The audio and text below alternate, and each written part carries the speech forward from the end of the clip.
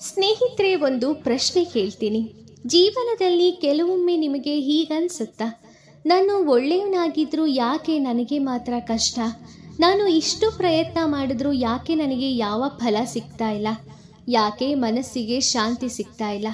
ಬಹಳ ಜನರಿಗೆ ಈ ಪ್ರಶ್ನೆ ಇದೆ, ಆದರೆ ಉತ್ತರ ಮಾತ್ರ ಗೊತ್ತಿಲ್ಲ. ಅದೇ ಉತ್ತರವನ್ನು ಸಾವಿರಾರು ವರ್ಷಗಳ ಹಿಂದೆ ಕೃಷ್ಣ ಪರಮಾತ್ಮ ಒಬ್ಬ ಯೋಧನಿಗೆ ಹೇಳಿದ್ದ. ಆ ಯೋಧ ಅರ್ಜುನ. ನಿಮ್ಗೆಲ್ರಿಗೂ ಗೊತ್ತಿರೋ ವಿಷಯನೇ. ಯುದ್ಧ ಭೂಮಿಯಲ್ಲಿ ನಿಂತಿದ್ದ ಅರ್ಜುನನಿಗೆ ಹಲವಾರು ಗೊಂದಲಗಳು ಎದುರಾಗಿತ್ತು. ಅಂತಹ ಸಮಯದಲ್ಲಿ ಕೃಷ್ಣ ಪರಮಾತ್ಮ ಹೇಳಿದಂತಹ ಮಾತುಗಳು ಅವನ ಜೀವನನೇ ಬದಲಾಯಿಸಿತು. ಇವತ್ತಿಗೂ ಸಹ ಲಕ್ಷಾಂತರ ಜನರ ಜೀವನದಲ್ಲಿ ನಾವು ಭಗವದ್ಗೀತೆ ಪಾತ್ರವನ್ನು ವಹಿಸೋದನ್ನು ಕಾಣಬಹುದು.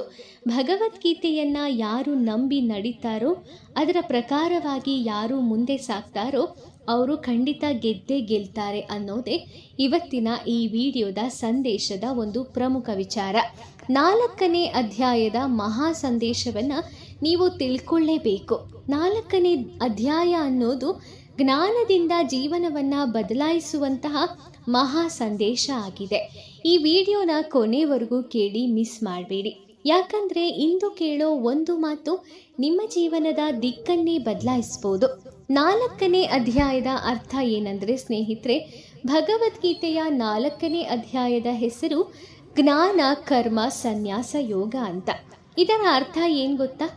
ಜ್ಞಾನದಿಂದ ಜೀವನವನ್ನು ಸರಿಯಾದ ದಾರಿಯಲ್ಲಿ ನಡೆಸೋದು. ಬಹಳ ಜನ ಕೆಲಸ ಮಾಡ್ತಾರೆ, ಆದರೆ ಶಾಂತಿ ಇಲ್ಲ, ನೆಮ್ಮದಿ ಇಲ್ಲ, ಹಣ ಇದೆ ಆದರೆ ಸಂತೋಷ ಇಲ್ಲ. ಯಾಕೆ ಗೊತ್ತಾ? ಕೆಲವರು ಮಾಡುವಂತಹ ವಿಧಾನ ತುಂಬ ಬೇರೆ ಥರ ಇರುತ್ತೆ, ಆದರೆ ಬದುಕೋ ಜ್ಞಾನ ಗೊತ್ತಿರಲ್ಲ. ಒಂದು ಕಾರು ಎಷ್ಟು ದುಬಾರಿ ಇದ್ರೂ ಡ್ರೈವರ್ಗೆ ದಾರಿ ಗೊತ್ತಿಲ್ಲ ಅಂದರೆ ಅದು ಗುರಿ ತಲುಪೋದೇ ಇಲ್ಲ. ಹಾಗೆ ಮನುಷ್ಯ ಎಷ್ಟೇ ಬುದ್ಧಿವಂತ ಆದರೂ ಜೀವನದ ಜ್ಞಾನ ಇಲ್ಲ ಅಂದರೆ ಮನಸ್ಸಿಗೆ ಶಾಂತಿ ಸಿಗೋದಿಲ್ಲ. ಜ್ಞಾನ ಇಲ್ಲದ ಕೆಲಸ ಮನುಷ್ಯನನ್ನ ದಣಿಗೊಳಿಸುತ್ತೆ. ಜ್ಞಾನದಿಂದ ಮಾಡಿದ ಕೆಲಸ ಮನುಷ್ಯನನ್ನ ಮುಕ್ತಗೊಳಿಸುತ್ತೆ. ಈ ಅಧ್ಯಾಯದಲ್ಲಿ ಕೃಷ್ಣ ಪರಮಾತ್ಮ ಒಂದು ಮಹಾ ಸತ್ಯವನ್ನ ಹೇಳ್ತಾನೆ.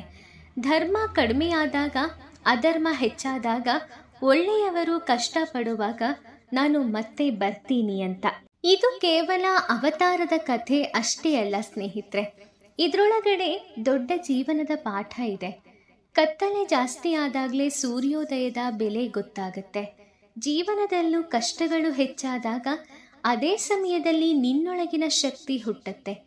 ನೀವು ಇಂದು ಒತ್ತಡದಲ್ಲಿ ಇದ್ದೀರಾ ಅಂದರೆ ಜನ ನಿಮ್ಮನ್ನು ಅರ್ಥ ಮಾಡ್ಕೊಳ್ತಿಲ್ವಾ ಅಂದರೆ ದೇವರು ನಿಮ್ಮನ್ನು ಬಿಟ್ಟಿದ್ದಾನೆ ಅಂತ ಅರ್ಥ ಅಲ್ಲ. ನಿಮ್ಮೊಳಗಿನ ಹೊಸ ವ್ಯಕ್ತಿಯನ್ನು ತಯಾರಿಸ್ತಿರ್ತಾನೆ.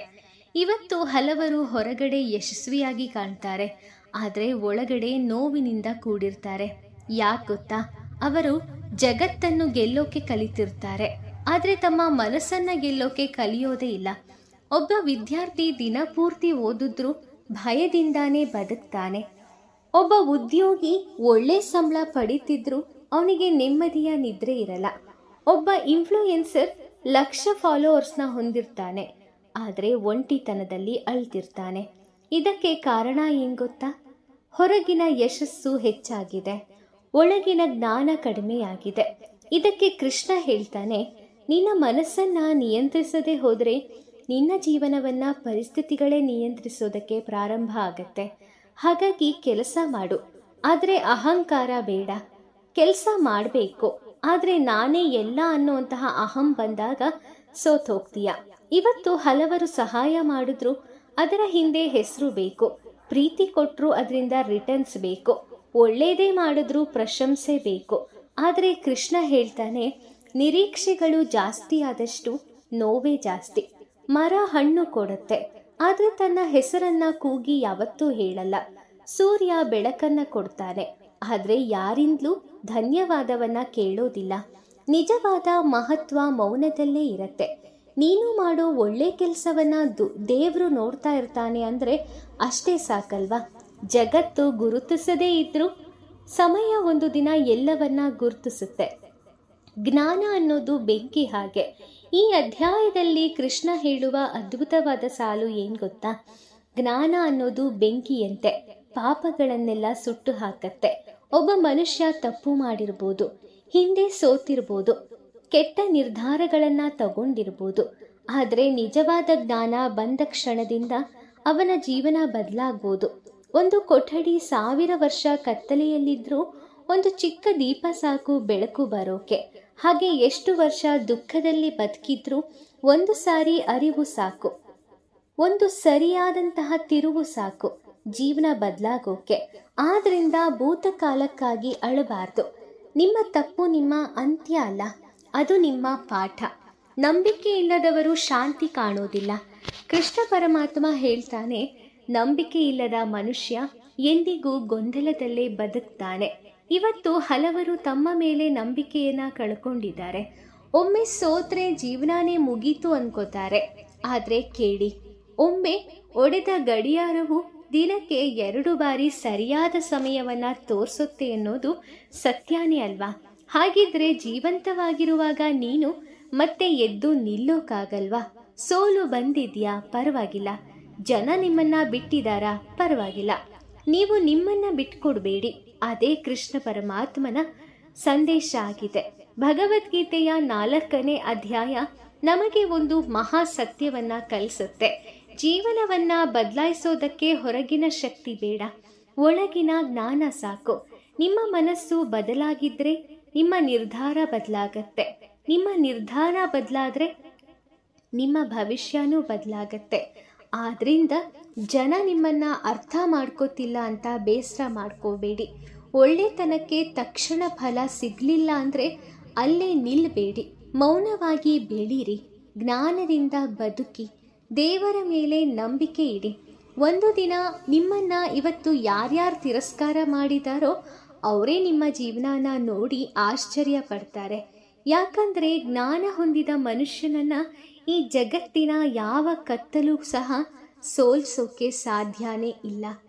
ಕತ್ತಲೆಯಲ್ಲಿ ಬದುಕಿದವರು ಬೆಳಕಿಗೆ ಬರಲೇಬೇಕು.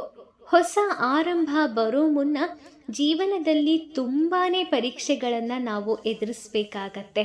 ನಿಮ್ಮ ಮೌಲ್ಯವನ್ನು ನೀವು ಜಗತ್ತಿಗೆ ತೋರಿಸ್ಬೇಕು ಅಂದರೆ ನೀವು ನಿಮಗೆ ಮೋಸ ಮಾಡಿದವರ ಮುಂದೆ ತಲೆಬಾಗಬಾರ್ದು, ತಲೆ ಎತ್ತಿ ನಿಲ್ಲಬೇಕು. ಮೋಸ ಮಾಡಿದವರು ಕೆಲವು ದಿನ ಖುಷಿಯಾಗಿ ಇರೋ ಥರ ಕಾಣಿಸುತ್ತೆ, ಆದರೆ ಜೀವನದ ಲೆಕ್ಕ ತುಂಬ ಭಯಾನಕ.